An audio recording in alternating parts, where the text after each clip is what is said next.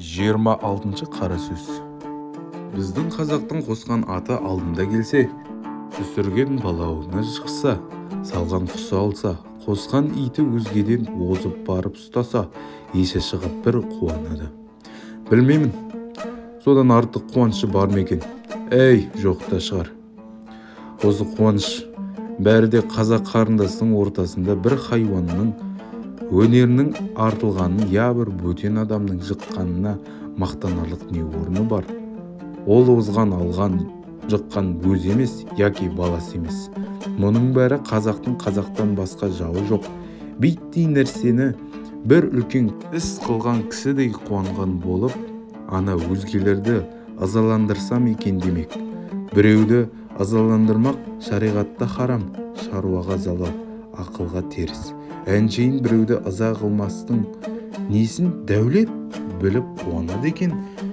Болмаса ана ыза болушы соншалық неге жер болып қалады екен.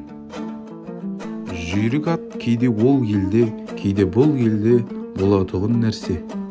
Қыран, құста жүйрік, ит те кейде оның қолына, кейде мұның қолына түсетұғын нәрсе. Күшті жігіт те үнемі бір елде шыға ма? Кейде ана елден, кейде мына елден шығады. Мұның бәрін адам өз өнерімен жасаған жоқ. Бір озған, бір жыққан үнемі озып, үнемі жығып жүрмейді.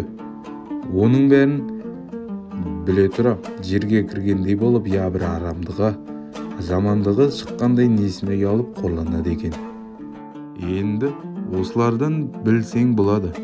Надан ел қуанбас нәрсеге қуанады. Һәм және қуанғанда не айтып, не қойған, не қылған өзі білмей, есі шығып, бір түрлі мастыққа кез болып кетеді. Һәм ұялғандары ұялмас нәрседен ұялады. Ұяларлық нәрседен ұялмайды. Мұның бәрі надандық, оқымастықтың әсері. Бұлар айтсаң кейбіреуі рас ұйғын болады.